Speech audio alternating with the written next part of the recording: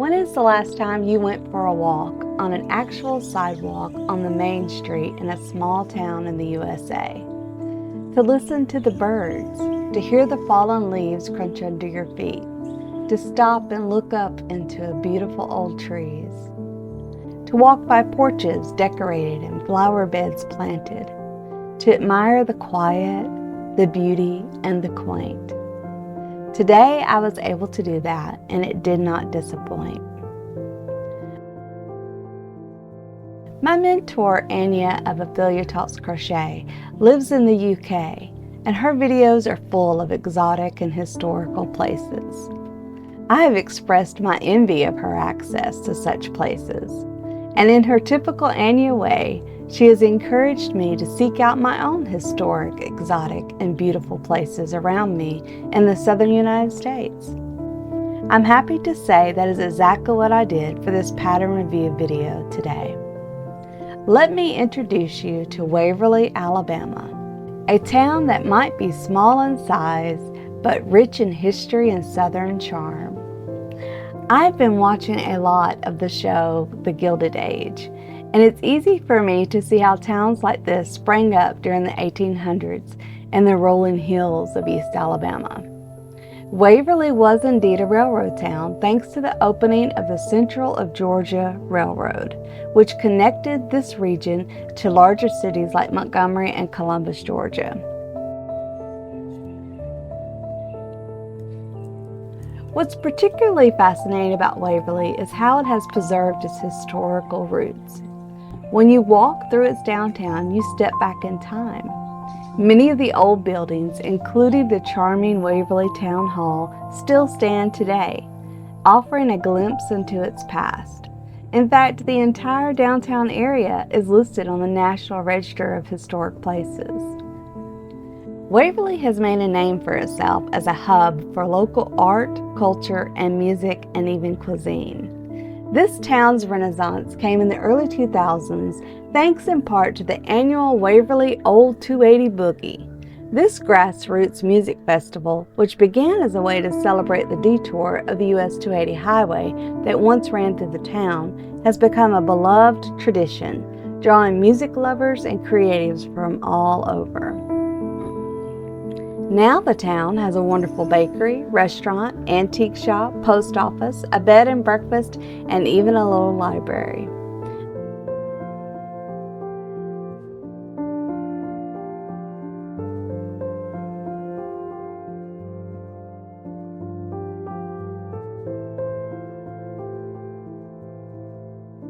I have been to craft fairs here where crochet has been exhibited. Waverly is a place where the past and present collide, where railroad history meets modern artistry, and where Southern traditions blend with a forward-thinking attitude. I can't help but see how the heart of Waverly is a lot like us modern crocheters. Crochet is an old skill passed down through generations that many have thought have seen its time. Like the old railroad towns have died away, people have expected crochet to just die away.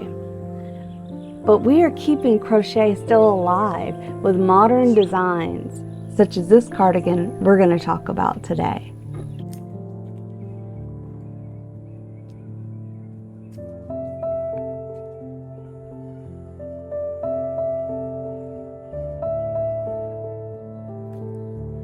I hope you enjoyed this little glimpse of a town I highly recommend you come and spend the day in, Waverly, Alabama. Now, let's talk about this cardigan.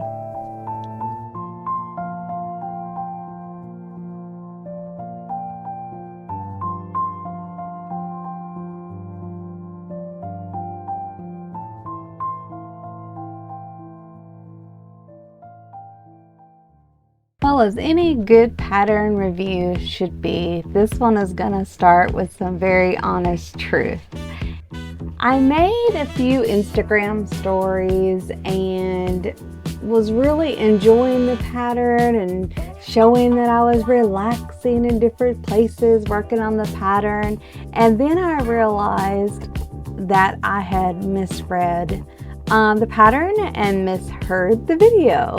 And so I actually had not followed the directions. I just started making my little boxes without really looking that the pattern called for a repeat of the boxes side by side. And so so that was how my journey began. My journey began by having to start over, and embarrassingly so, because I had made Instagram stories. But anyway, so here I am. I have caught back up. I have followed the pattern correctly. Now I decided to do all of my numbers based on Anya's numbers. So I know that she is taller than I am, and she had said that it's a little bit short on her, so I figured that is probably going to fall correctly on me. We have about the same tension, so I used the same size hook, and I'm using the same yarn. So I'm using some lovely pink cotton here, and a 3.5 hook. And so I'm using my model, even though my model is a little bit smaller than I am, but I'm making this roomy so that I can wear it over dresses. And so I had got the pattern correctly, thank goodness. Okay, so here I am. I've made it all the way up, both side panels. I did the split. One of the things that I really liked about this pattern is that you felt like you were working in the round. You didn't feel like, oh, I've got to make this big back part, and I've got to make 2 more, start again, and make 2 more patterns. It just flowed. It felt like one piece. And so because you just split and you stop, and then you continue up one side and then you continue at the other, it really did feel, and it's a quick make too. It looks all good, so off we went.